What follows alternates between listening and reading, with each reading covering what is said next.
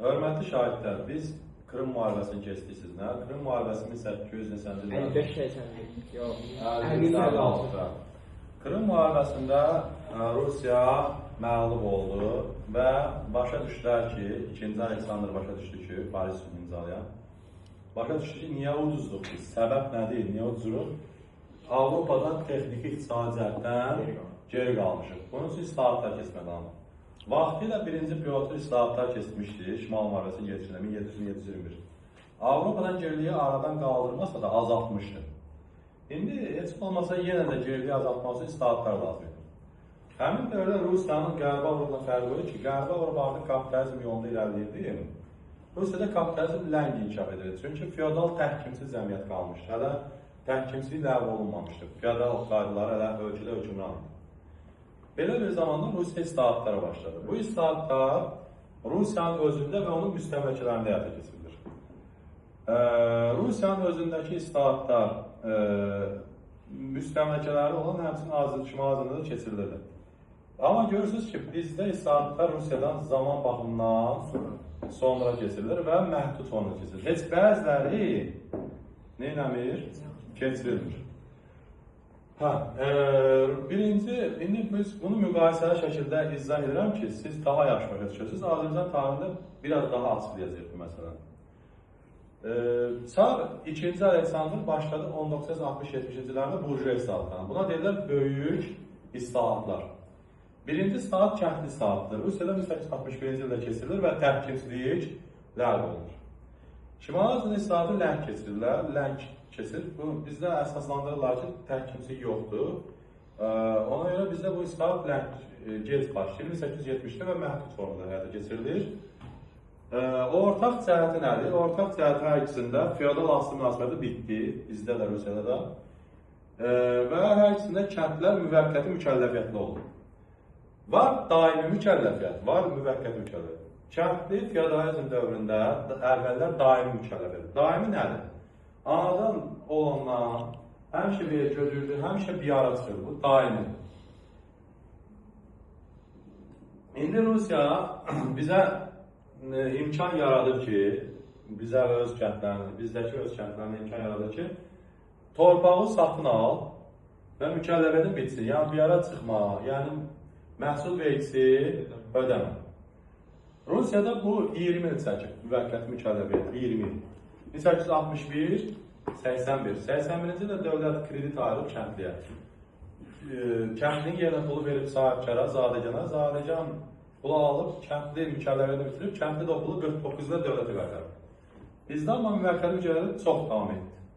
Bizdə gec yardım edirdi kəndliyə. 1870-dən 1912-ə qədər 42 il müvəqqəti mükəlləfiyyət davam etdi.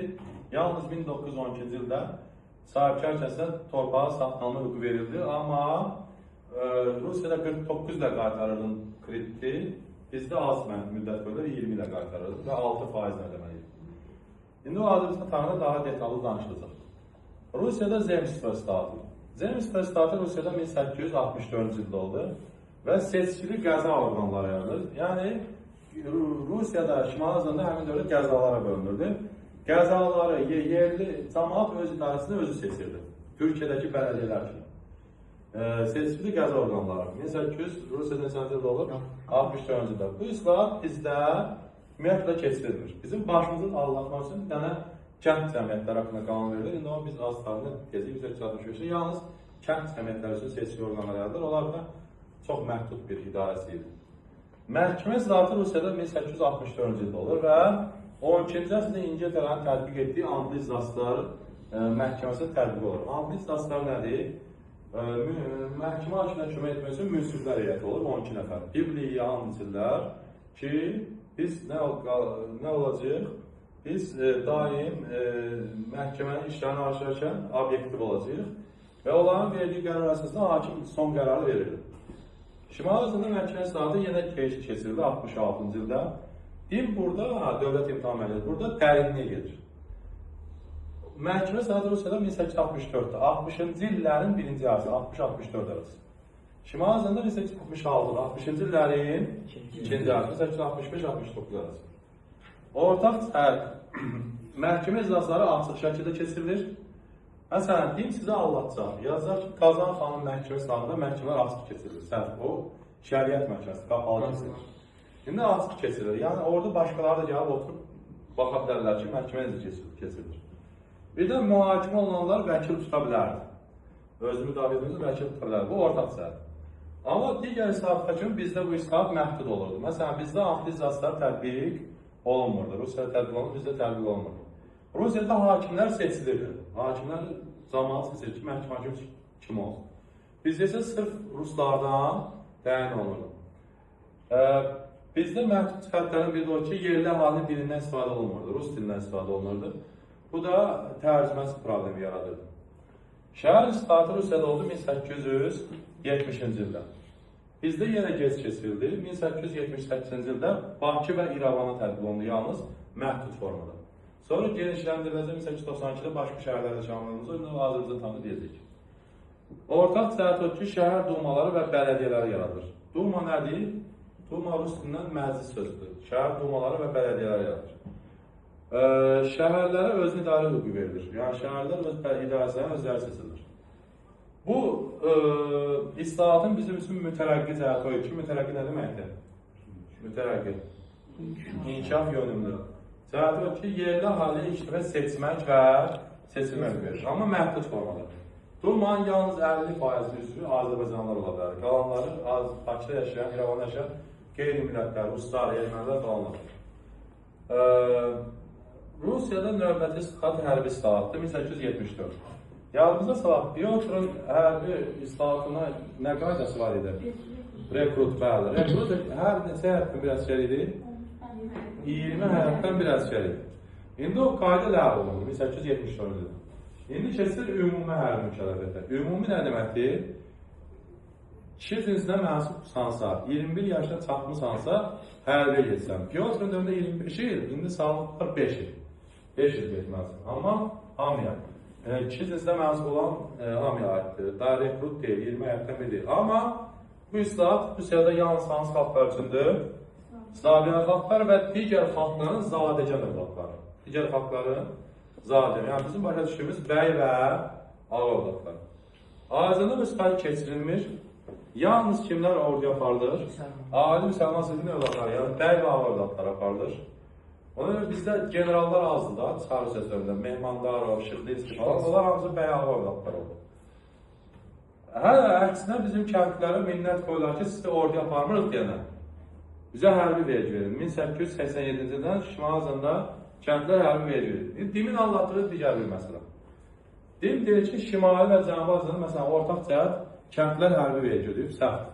Cənubi Azərbaycan həmin dövrdə hansı dövrün tərkibində idi? İran, yəni Qacarlar. Əksinə, Qacar ordusunun elə əsas hissəsi Azərbaycan türkləri idi. Demək, Şimal Azərbaycan kəndlər hərbi çağırılmır. Bəs niyə Rusiya yalnız Slaviyan xalqları, Rus, Ukrayna, Belarusiya, Polşa, bunları aparır əsgər? Ona görə ki, istəmir ki, başqa xalqlar nəyə öyrənsin? Hərbi işi öyrənsin. Bu, Rusiyaya gələcəkdə problem ola bilər, ona görə. Sonra, bu islahatlar, qarşılıq islahatlar, bir də bütün Rusiyada tətbiq olunan islahatlar iqtisadi mədəni sahədə, iqtisadi sahədə şəkər, tuz, tütün inhisarı alınır. İnhisar nə deməkdir? İnhisar nə deməkdir? Bəli, monopoliya deməkdir. Yəni, dövlətin nəzarətinə alınır. Şəkər, tuz, tütün. Çünki bunlar yenitim əmlaklardır. Bunlar inhisarı almalıdır. Tütünün yenitim əmlaklı olduğunu bilirsiniz. Ona görə yeyirsiniz onu, oğlanlar. Olmaz. Səhətüzə ziyandır, ona görə olmaz. Sonra, xarici kapitalı cəlb edirlər. Nə dəmir yolları sevməsin. Çünki Rusiyanın fabrik zavodları işi olunurdu. Dəmir yol olmazsa əlaqə verməyəcək. Pul yox idi, ona görə xarici kapitalı cəlb edilir. Mədəni sahədə senzuranı ləğv edirlər. Senzura nə idi uşaqlar? Mətbuata məhkəl. 1-ci Aleksandr onu yumuşatmışdır. 1-ci Nikolay sonra sərtləşdirmişdi. 2-ci Aleksandr isə senzuranı elədi, mətbuata, dövlət nəzarətini ləğv etdi. Sonra universitetlərə muxtariyyət, 1-ci Aleksandr universitetləri yaratmışdı.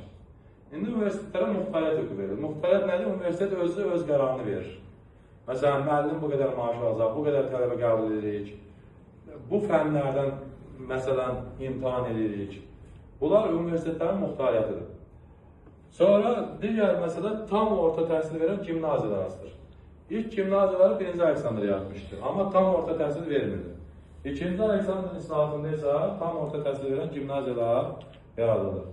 Beləliklə 60-70-ci illər burjuaziyları Rusiyanın feodal təhkimçi cəmiyyətdən qurtulub, kapitalist burjuaz cəmiyyətinə keçməsinə şərait yaratdı və müsbət tərəfləri oldu.